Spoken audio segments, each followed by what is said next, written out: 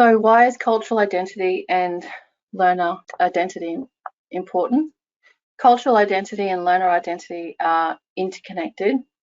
Emotions have a really complex relationship with our cognitive, motivational, and behavioural processes. This is especially evident in the classroom. Emotions are a significant factor directly or indirectly associated with the learner's academic achievement. And thankfully, because of the work of leading trauma experts like Dr. Bruce Perry, and I don't know if anyone on here today has read his book, What Happened to You, but I would highly recommend that you do. It's about changing that lens from what is wrong with that person to understanding they had an adverse experience or some trauma in life, and that may be playing out in their behaviour.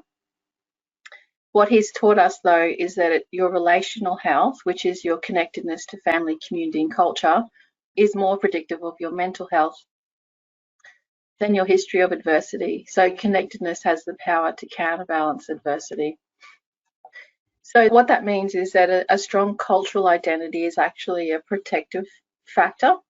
So a positive cultural identity can provide an individual with a sense of belonging, purpose, social support, and self-worth. And it has health benefits.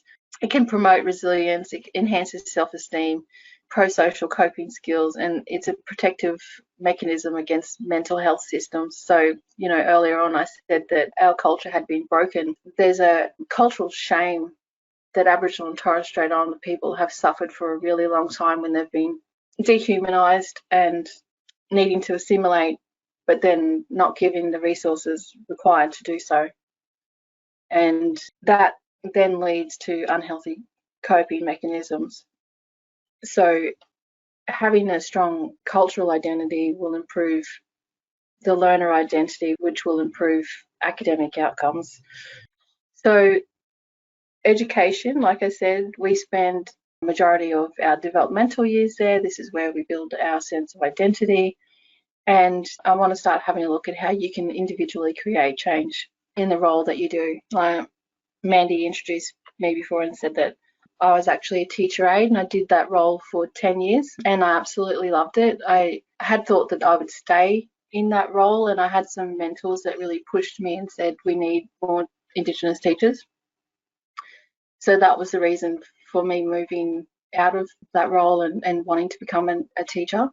Otherwise, I loved it, and I think that you guys are so undervalued in the education system because you work with some of the most critically disengaged young people and you walk beside them every single day.